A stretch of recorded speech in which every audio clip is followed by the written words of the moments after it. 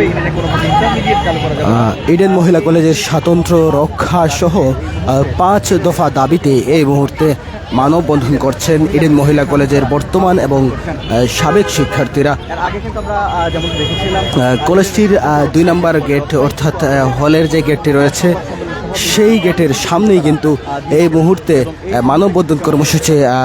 চালিয়ে যাচ্ছেন কলেজটির সাবেক এবং বর্তমান যেসব শিক্ষার্থী আছেন সেই সকল শিক্ষার্থীরা। দর্শক, আপনাদের আমরা আসলে জানিয়ে রাখতে চাই যে ইডেন মহিলা কলেজের যে মোট 5টি দাবি রয়েছে তার মধ্যে ইডেনকে শুধুমাত্র নারীদের জন্য সংরক্ষিত রাখতে হবে, ইডেন মহিলা কলেজের কোনো ডিপার্টমেন্ট বিলুপ্ত করা যাবে না, বিশ্ববিদ্যালয়ের সময় 1টা থেকে 7টা না করে 24 ঘন্টা রাখতে হবে এবং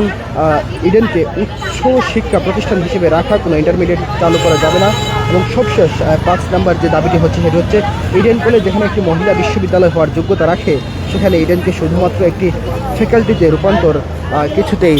তারা মেনে নেবেন না। অর্থাৎ এই 5টি যে দাবি রয়েছে সেই 5 দফা দাবির আলোকেই কিন্তু ইডেন মহিলা কলেজের যেসব সাবেক এবং বর্তমান শিক্ষার্থী রয়েছেন তারা কিন্তু তাদের এই কর্মসূচি তারা পালন করছেন। দর্শক, আপনাদের জানিয়ে রাখতে চাই যে গতকাল প্রথমে কিন্তু তারা সংবাদ সম্মেলন করেছিলেন এবং সংবাদ সম্মেলন করেই কিন্তু সেখানে তারা তাদের যেই 5 দফা দাবি রয়েছে সেই 5 দফা দাবি কিন্তু তারা এখানে উত্থাপন করেছিলেন এবং এরপরেই কিন্তু আসলে সেই 5 দফা উত্থাপন করেছিলেন এবং বলছিলেন যে আজ তারা কিন্তু তাদের যেই কর্মসূচি রয়েছে সেই কর্মসূচি কিন্তু তারা আসলে